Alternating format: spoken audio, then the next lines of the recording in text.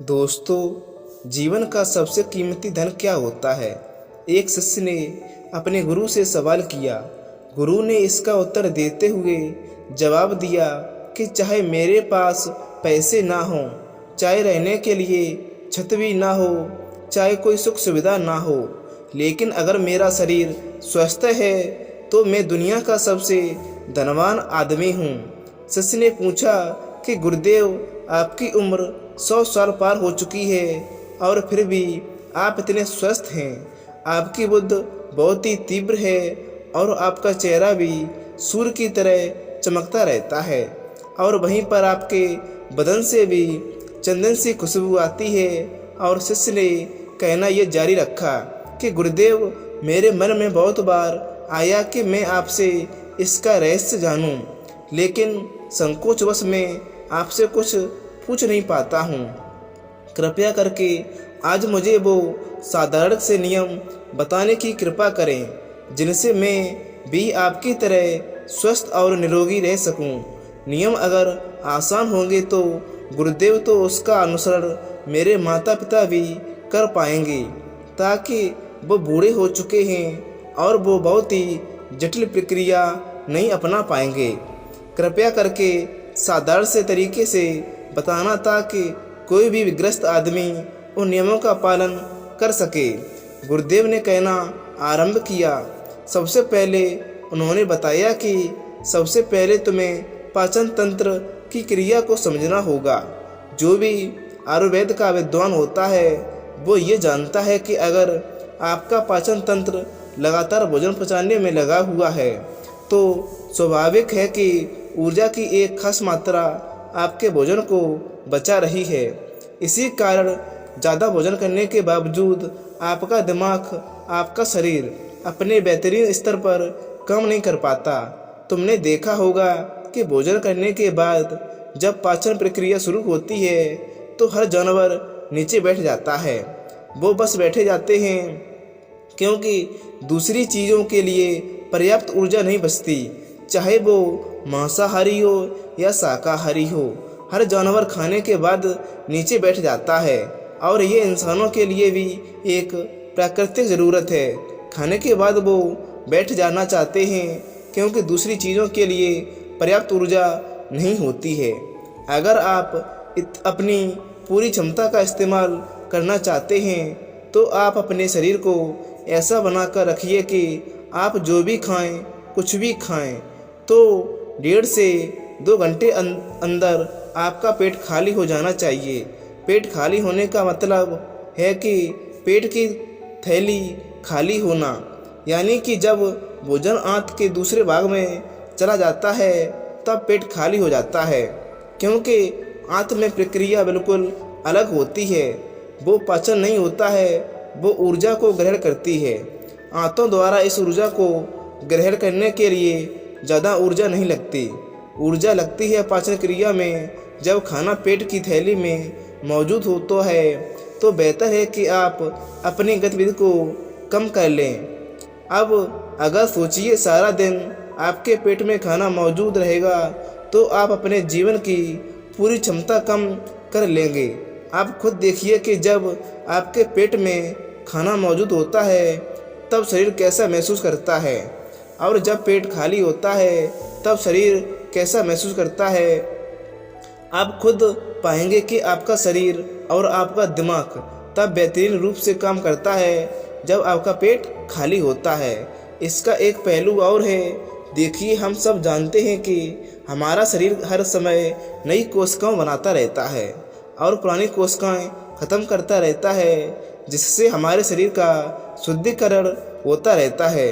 लेकिन जब भोजन हमारे पेट में होता है, यानी कि हमारा पेट जब खाली नहीं होता है, तो शुद्धिकरण 80% कम हो जाता है। वो सारी गंदगी जो शरीर से अपने आप बाहर निकलती ही थी, अब वो भी निकलनी बंद हो जाएगी, जो कुछ समय बाद आपके लिए तरह तरह की समस्याएं पैदा करेंगी। देखिए, योग में पेट का हमेशा साफ रहना बहुत ही महत्वपूर्ण होता है। किसी भी पारंपरिक प्रणाली में अगर आप देखेंगे तो आप पाएंगे कि जब भी आप किसी भी आयुर्वेदिक डॉक्टर या किसी वैद्य के पास जाते हैं तो सबसे पहले वो आपके पेट की सफाई करते हैं, क्योंकि वो जानते हैं कि आपकी ज़्यादातर समस्या पेट साफ न होने की वजह से ही होती है। सिर्फ एक दिन के लिए अपने पेट को पूरी तरह से साफ करने के बाद महसूस करें कि आपको कैसा महसूस होता है। आप अपने अंदर बहुत ही हल्का और सुंदर महसूस करेंगे। हर दिन आपको इसी तरह महसूस होना चाहिए।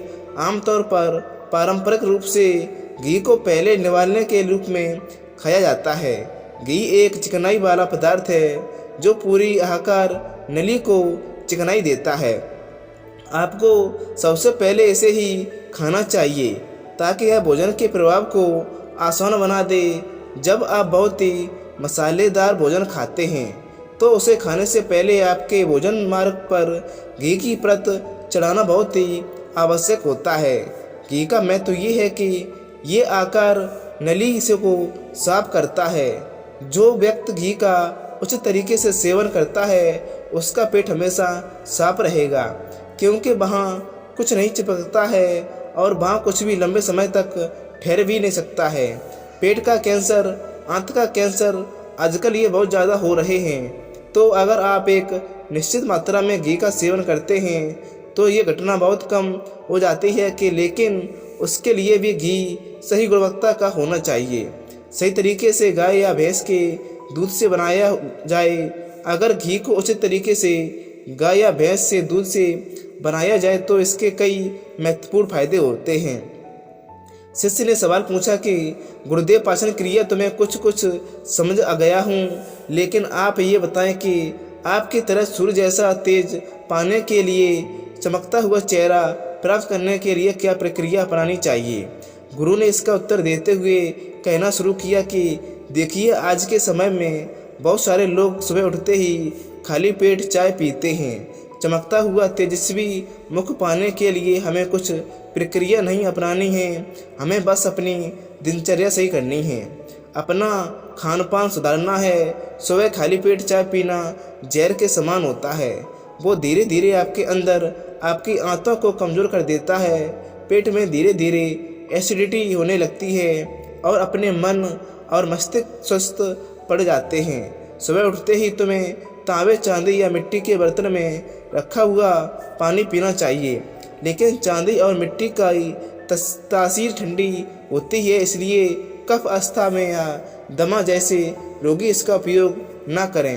रात में आपने चांदी या तांबे, मिट्टी के बर्तन में पानी रख दिया और सुबह खाली पेट बिना दातून किए हुए उसे पी लिए। शिष्य ने जवाब किया कि गुरुदेव, बिना दातून किए हुए अगर हम वो पानी पिए तो हमारा बासी थूक हमारे अंदर ही चला जाएगा। गुरु ने उसे बताया कि वो तो बहुत अच्छी बात है, क्योंकि बासी थूक औषध के समान होता है। गुरु ने चेतावनी दी कि देखिए, जिन लोगों को अल्सर, टीबी या निमोनिया है उन्हें खाली पेट पानी पीना नहीं चाहिए। तांबे के बर्तन में रात में रखे हुए पानी में उसके संस्कार मिल जाते हैं। तांबे के गुण उस पानी में आ जाते हैं और वो तांबा हमारे शरीर में जाकर बहुत से लाभकारी फायदे करते हैं। गुरु ने चेतावनी दी कि अगर मजबूत ना हो तो प्लास्टिक की बोतल में कभी पानी मत पीना, क्योंकि प्लास्टिक की एक ऐसी संरचना है, जब वो गर्म तापमान में आता है तो प्लास्टिक धीरे धीरे पिघलना शुरू हो जाता है और जब वो बहुत ही बारीक स्तर पर पिघलता है तो उसके कारण उस पानी में मिल जाते हैं, जो हमारे शरीर में जाकर कैंसर का कारण बन जाते हैं। देखिए, ये पानी पीने के बाद हमारा पेट अच्छे से खाली करने के बाद आप आंवला और सब्जियों का रस पी सकते हैं।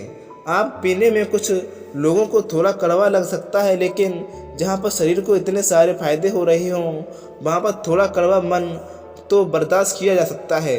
गुरु ने बताया कि ये भी सच्चाई है कि हर दिन एक जैसा खाना नहीं खाना जा सकता है।